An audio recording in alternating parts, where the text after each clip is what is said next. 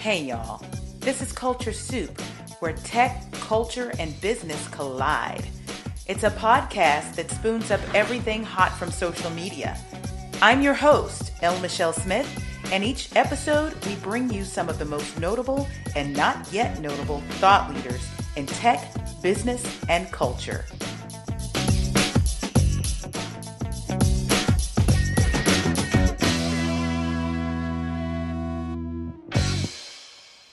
The year was 2017.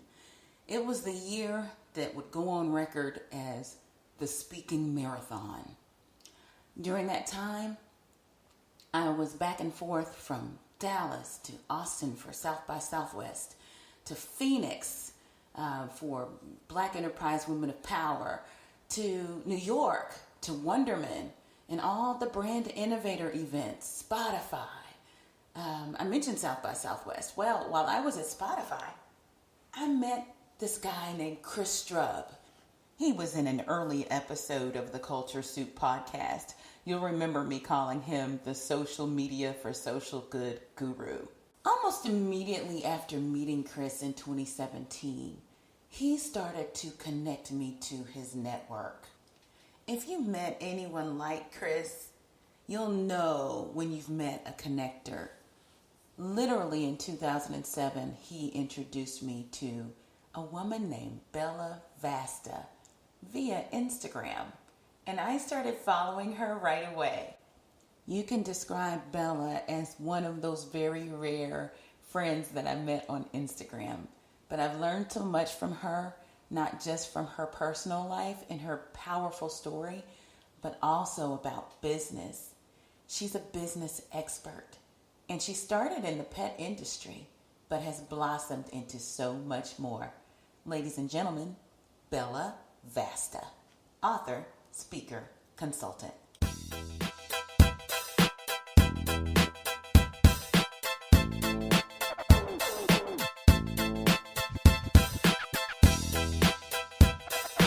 I'm so happy to have Bella here. She brings such a vast amount of wisdom when it comes to business and entrepreneurship. And all you folks out there that are thinking about starting a business, or maybe you have a business, she has some rich information for us today. Hi, Bella. Hi, Michelle. Thanks for having me on here. Absolutely. How about we have a Culture Soup moment? Are you ready? Let's do this, girl.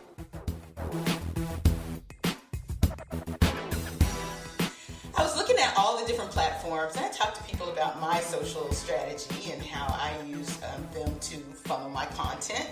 And, I have a specific way that I do it. Some people know that I bailed on Facebook like 2 years ago. I had a personal page there, and it wasn't about privacy so much. I didn't even put my daughter's picture up. It really was about the foolery. I was really tired of it. Yeah. And I backed off. I just got off and took all of my data and left. Boom, gone, right?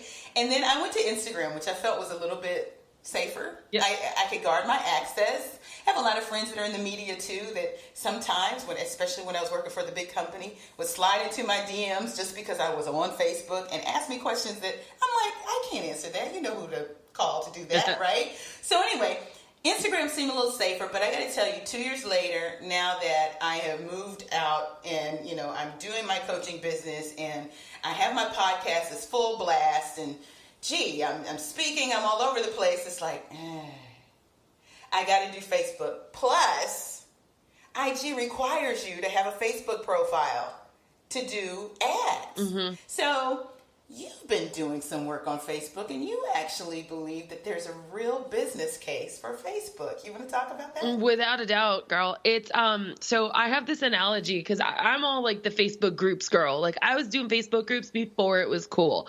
I actually started my own Facebook groups, namely because I was sick and tired of the drama-filled groups that were in the pet industry, mm-hmm. and so I decided I'd make my own sandbox. So I did. And I started a general group, and it was, I own a pet sitting company with staff. So I was niching it down. And then I also did like a larger one just called Jumpstart Your Pet Business to kind of create a wider casted net. And I started organically using Facebook groups as a funnel system. So it was like a catch-all, and then it got a little bit more nichier. And then I had all Yeah. of these people that were captivated. That sounds funny, but like I had their captive attention. And so I could Yeah. launch my products in there, and we all knew each other. It was a safe, nice place. And so those groups proved to really help me through the most difficult part of my life when I gave birth Yeah. to the world's smallest female baby on the planet. Not the Yeah. smallest, but one of the 50 smallest surviving female babies. She was Sure. only 12 ounces and Oh, 10 bless her inches, which heart. is an inch shorter than a Barbie doll. And everybody said she would not make it. So while I was going back and forth to NICU for 8 to 10 hours a day, not being able to be on my phone or like, talking to people and coaching, those Facebook groups helped me keep alive. And I really believe that the Facebook group is like the backyard party. That's where you get invited. That's where you come, and people don't sit down and just listen to only what you say. You want people to start talking to each other, and you're there to serve food and make sure the music's going, and that there's cornhole in the corner, and we've got the pool going, as opposed to the front yard, Michelle, where when you're in the front yard, you would never put an in-ground pool in the front yard and go lay out in all your glory while people are driving by. Like it's weird. Like you want that privacy in your backyard. So yeah, my culture shoot moment is that the Facebook group is just like your backyard party where, and I think if more people started to understand that, they could engage their group better and have a better experience on Facebook.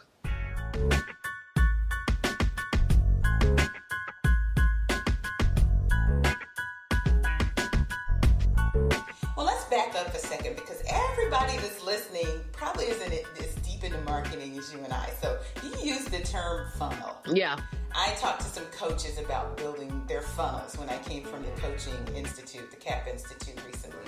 And they're like, what are you talking about? So will you take a moment to talk about what a funnel is and how you can build one with a Facebook group? Yeah, so I wish I could rip this poster off my wall because I have all these sticky notes on it and I could just hold it up and show you. But basically, what I've done in my business is I've segmented my people into starter, builder, and scaler. And so depending on what part of that journey of business that you're on, I have freebies for you. I have products for you. I have groups or services for you. And so it's kind of like if you picture it like a long train and you get on at a certain stop. And so that funnel just kind of keeps the train going. Go from like one adventure or experience with me to the next. And like I said, it kind of gets nichier and nichier and nichier, where the biggest one being anybody and their mother who thinks they want to start a business to I have a business with staff. And so, there's a lot of talk, and I'm sure you've heard about it, that like funnels are dead, marketing's dead, all this stuff. And I actually agree with that to a point, because I think that just funnels by themselves without that human interaction, without that personalized like we all know when we get emails that we're being sold to, right? But there's a difference when an email comes through and it's like, hey, I got this 30-second video for you. And it's like just those 10 words. That's it. And it's like, ooh, what's that video? It's different. So funnels come in a lot of different ways. That's kind of how mine work. And then with Facebook, I've been able to make them really work and do pop-up groups and make like, $10,000 in a couple weeks, because it's pay to be in the group for a short amount of time and you're out. So it's fun. So how do you attract people into your Facebook group? Many different ways. So the first one is I always encourage people that if you're really keen on building your Facebook group, you should kind of think about all those places where you have that Facebook icon. You do not need that Facebook icon to tell people to go to your page. You can invite them to your group. You can also invite people to your group from the front page of your website in your email signature. You can invite them from your page into your group. You can send out a mass email to get people into your group. You can do what our boy Chris Strub does, which I love. He talks about things on his Instagram story, and then he's so good at that. He's so good. And then he stops it, and like right when you're like, and then I said this, And then he like blacks it all out and he's like, you got to join my group to know the rest of it. And what he did was, socialwithstrub.com. I think that's his URL. Shout out to Chris Strub. And Shout what he out. did is he got a URL and had it redirect to the group, which is genius because if you don't do that, then you're trying to get someone to go try to search for your group. And we all know that every single click or thinking that someone has to do, the less you're going to get that chance of that sale or that connection, right? Right, right. It's a really great idea. Yeah, it is. It is. We got tons of different ways. Offering it as just a freebie to any of your products or services. If you're a speaker, asking people from the stage, obviously mentioning it in your podcast, basically any place that you would ever put your website, you want to put your group too, because that's a way, that's a fighting chance for you as an entrepreneur to be able to communicate with your constituents or your people.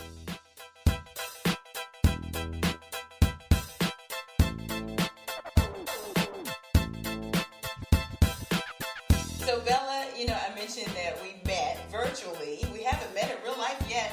We met virtually about a year ago, thanks to our friend Chris Strub. You probably heard that name a lot already, folks. But Bella and I have been wanting to get together. I want folks to know a little bit more about you. So how did you even get into business coaching and consulting? Yeah, so in 2002, I was in college going to ASU. I got a human communication degree to satisfy my parents, let's be real. And then when I was in college, I wanted to go out karaokeing and out with my boyfriend and all this stuff.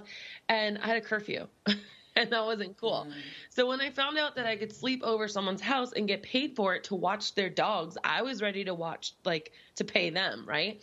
So fast forward only 5 years from that, in 2007, I got nationally and locally awarded for my business. And so a lot of people started coming to me saying, Bella, how can I do what you do? Like, how do you do this? What are you doing?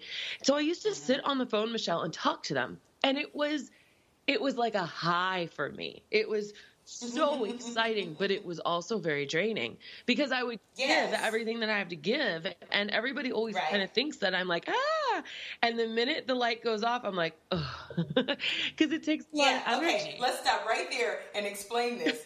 This means you're an extrovert with introverted tendencies. 100%, that means girl. That you need to go recharge your batteries just like me. Yeah, People don't understand that I am a very high I. Yeah. And they're like, what? No, you're extroverted. Okay, extroverted doesn't necessarily mean outgoing. It's where you charge your batteries, right? Yeah, for sure. Yes, so I can relate to that. For sure. So I started coaching and I realized that gig was so much more fulfilling to me, to my soul, than what I was doing. But I was on a path to find Mr. Right, and I was dating everybody on Match.com at that point.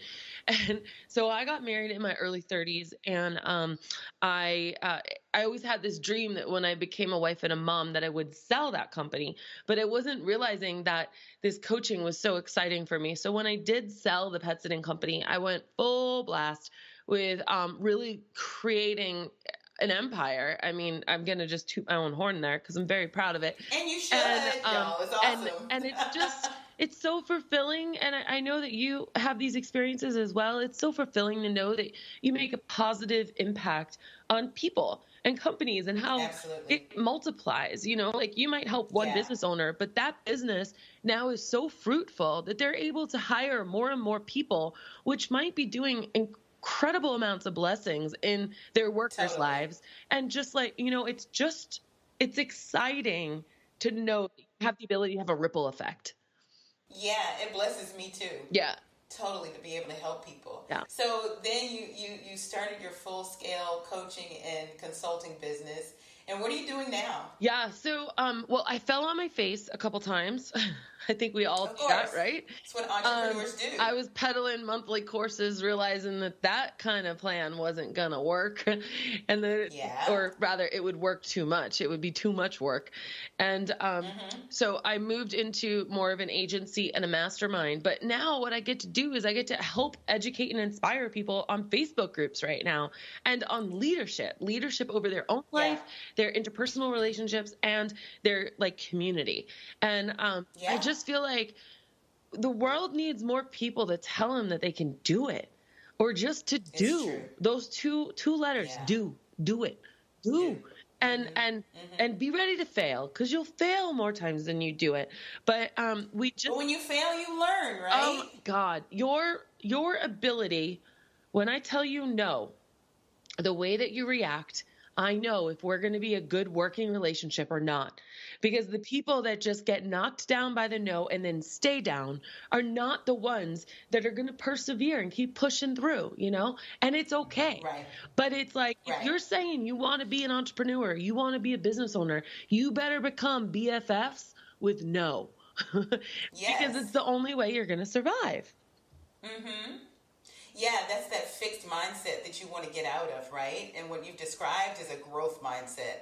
No should fuel you. 100%. Yeah. You want to know something funny? So my podcast is called Bella in Your Business.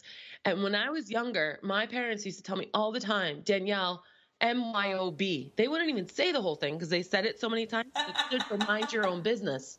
Yes. Yeah. That's funny. Well, Bella's in your business now, folks.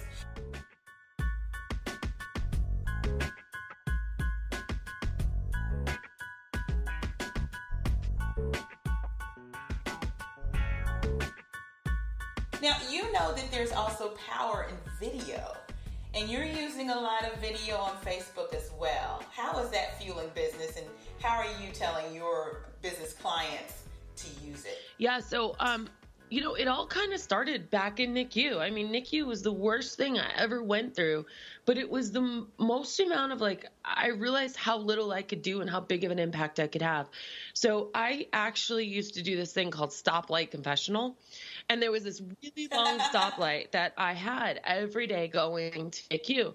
And I swear it was more to pump my own self up, but I would get out my phone and I would do a 1 or 2, depending on how long the stoplight was, video. And I'd say, hey guys, today's a cloudy day, which is weird in Arizona. We never have clouds, but I want you to remember the sun is always behind the clouds, no matter how much it's raining, no matter and I would just think and percolate as I was getting ready for the day. What kind of message could I put out there that honestly, I needed to hear? And it became this whole series. So it started back then. And now, I love Instagram stories. I know that's how you and I know a lot about each other. That's why we haven't even physically met or hugged yet, but we feel like we know each other. Right. And I think it really is a window into people's world, and it can be used so many different ways. Produced, unproduced, on the fly. We're a voyeuristic society, and people love to see things behind the scenes. They're curious. We just aimlessly scroll and flip if you're not aware of it.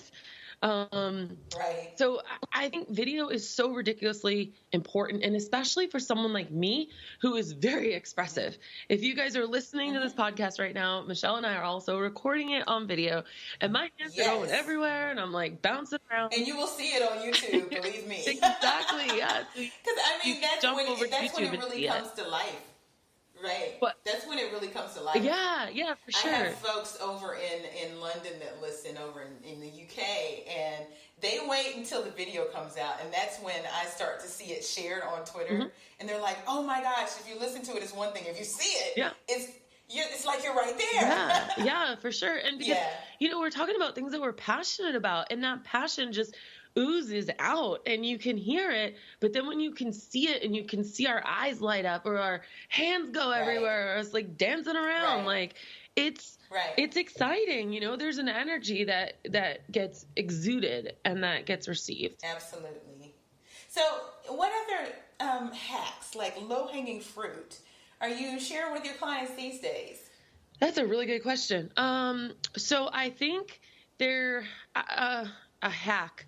I think the biggest thing, so when it comes to technology, is that people are like, what do I post? I want to know what I ate for breakfast this morning, or, I'm in the office by myself all day. I don't know what to do. And I think that just really thinking ahead of time about maybe 3 to 5, I call them buckets, and avenues that you can kind of mentally prepare yourself for. So when you are working out in the morning, go ahead and snap that picture or take that Right. video or whatever it might be. Or maybe one of your buckets is kids because you really help a lot of like mompreneurs, right? Or maybe another one is the fact that you really love shoes or outfits or purses and the purse of the day or outfit of the day. And then you sprinkle in a little bit of the business in there. So I think that like if you can figure out like what is your brand theme, I don't know if I'm going to Right. totally go off the rails, but I have a really good story. It happened the other day. Go for it. Go for it. Okay. So my dad's over for dinner. God bless him. He made us, me and my mom, some Mother's Day dinner. And my dad's just starting into the real estate world. And he is a boomer. He's like 64 or so, right? And Sure. my dad is not outgoing like I am. Like he does not like big crowds. He's more of like a small crowd kind of guy. And he's doing this real estate thing and he's like, but I don't know what to put on Facebook because I haven't sold thousands of houses. And I'm like, Dad, it's totally fine. And I look at him and I go, you have a granddaughter that was in NICU. You've bought a house at every stage of your life, from the fixer upper with like burn marks in the plaster and there you go, ripped off the roof and redid it. You know what it's like to raise kids and put them in college. You know what it's like to move cross country. I'm like, and you're from the East Coast and you're Italian. I was like, look, yes, right there. You know who you are. He looked at me like, what? And my mom's like, you should have recorded her. I'm like, Dad, we'll do your whole brand guide. But I think sometimes as entrepreneurs, my point, Michelle, is that we're so close to it that we don't actually, it's hard. It's even hard for me to step out and actually see ourselves from the outside in, you know, because we're so close to it.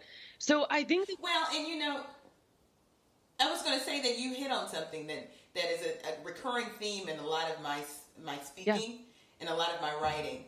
When you know your story, you actually know your uniqueness. Yeah. And when you know your uniqueness, you have the ability to be authentic. And when you share your story, people can relate to you. 100%. And that's exactly what you just shared with your dad. And it was like an aha moment for him. Yeah. Every single one of us has a story. But I also think the word story has been so overused and people are like, well, what story do you want to know? And it's like, no. Like if you had to narrow it down for a couple of things that would describe who you are, what is that? Yes. And that's what makes you unique. And I would even argue that it makes you unique that you can actually tell that story, right? Because a lot of people can't even talk about it or tell it. Yeah, and once you know it and you can tell it, you're unlocking so many possibilities, even in your future. Like I am on this path right now because of a list that I made coming out of college. Oh, wow. Tell me more about that.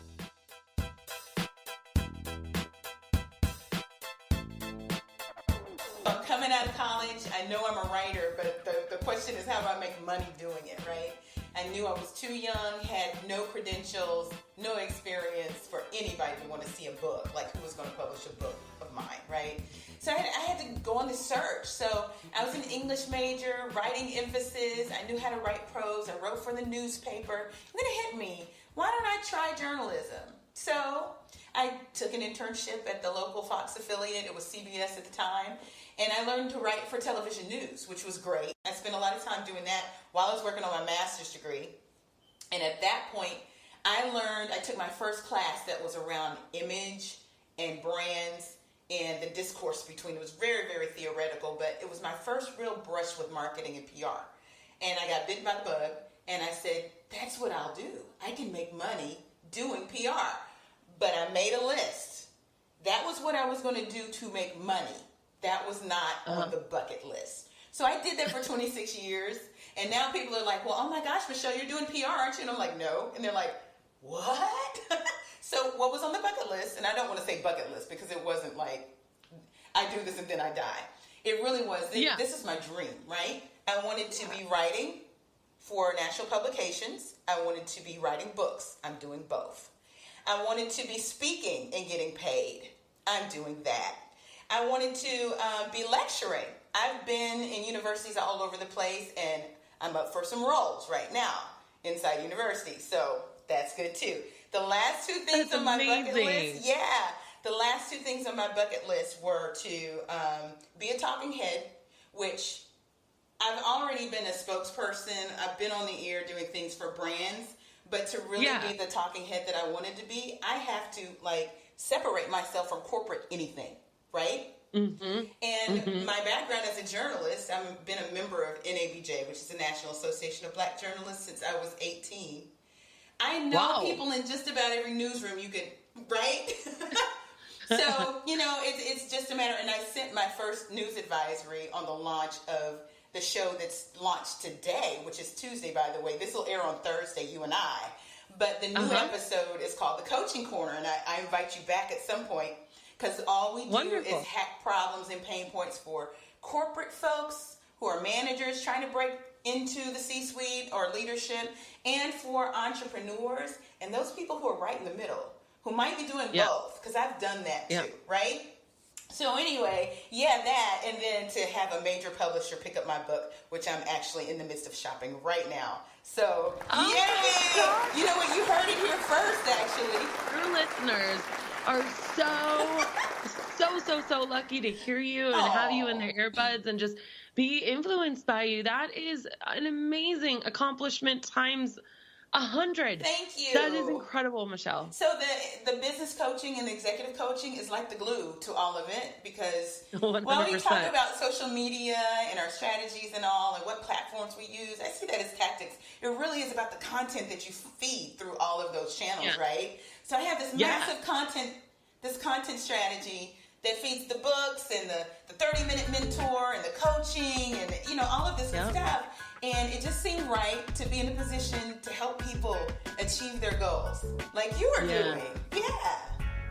I love it. I love it so much, because you're like living your authentic self. You're going for it. I'm sure you had your downs, but with your ups, like everything evens out, you know? And Absolutely. I just love the light that you shine, because it's just so inspiring and it's awesome. Well, and isn't it true that when you're living in your purpose, the right folks come in your path? And y'all, that's how I met Bella. Totally. I mean, it has to be. And you have to, I always say, one of my favorite sayings is, you can walk out of a door just as quickly as you walked in. Right. And because everyone's so afraid of like, but what if, like, just try it. And if it doesn't work out, you can turn around, walk right back out. Well, and like, I love the but what ifs when I'm coaching. Because I can talk them right out of it. Because usually it's just some fear. And we find out what the fear is. 100%. And usually the fear is what we call the fuzzy people out there that don't have any real faces or real names, right? No kidding.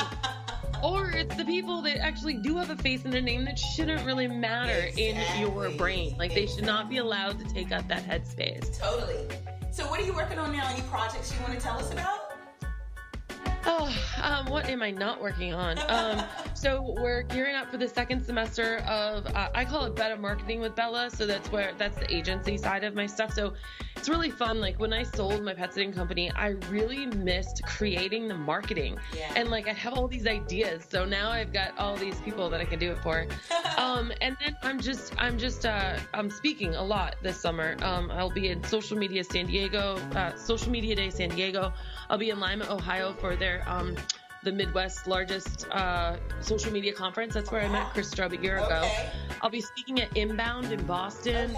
I'll be at another conference in Connecticut. So just really like spreading my wings and getting on those planes and going and meeting people. And that really, you know, my real big goal right now is truly to be like one to many. You know, I've done like the one-on-one coaching sessions, and I have such a burning desire in my belly to impact the world on a massive level. Good. And I know that someone like you can totally appreciate that. Oh, totally. You know what? And you're going to do it if you're not doing it already. Absolutely. I believe it too. Yeah. I believe it too. That's great. So where can everybody find you online, Bella? Yeah, so you can go to bellavasta.com. That's V like in Victor, ASTA. And from there, you can get onto all my social media channels too, but I'm just Bella Vasta everywhere. Awesome. Bella, thank you so much for coming on the Culture Soup podcast. You're so awesome. My pleasure. I'm so glad we finally got to do it. Yes, and consider this my open invitation to come on the Coaching Corner. And that's happening once a month. For now, it's probably going to be a little bit more later. And, listen to it and see if you want to come good. Awesome. Thanks, Michelle. Thank you, Bella. Awesome. Thank you, Bella Vasta, for coming on the Culture Soup podcast. Y'all, if you haven't listened to the Coaching Corner, it dropped on Tuesday. So it's still out there. You can still listen to it. Give it a listen. It gives you an idea of my why, my what, and my how. I also made an extraordinary offer for anyone listening. If you want a 15 to 20 minute laser coaching on the air, on the Culture Soup podcast, the Coaching Corner episode, you need to drop me an email at coaching@lmichellesmith.com, and I will get your phone number, your cell phone number, and your email address, and you'll tell me why you want to be coached on the air and what goal you want to hack. And I'll talk to you about it. I'll select someone, and we will go for it on the air. That's every second Tuesday of the month, the Coaching Corner on Tuesdays. Not to be confused with the Thursday show, where we're going to continue our great storytelling. Log on to theculturesoup.com to subscribe. Follow us on Instagram and Twitter at The Culture Soup. On Facebook, The Culture Soup Podcast. And of course, you can follow me everywhere. I am on Twitter and Instagram at LMichelleSpeaks. On Facebook at LMichelleSmithOfficial. And by the way, we have a new Facebook group. I'll be telling you more about that on the Coaching Corner. Next week, we have none other than the incomparable sports and clinical psychologist who specializes in military, Dr. Yolanda Bruce Brooks. Yes, she is another hidden figure that you may not know about in sports.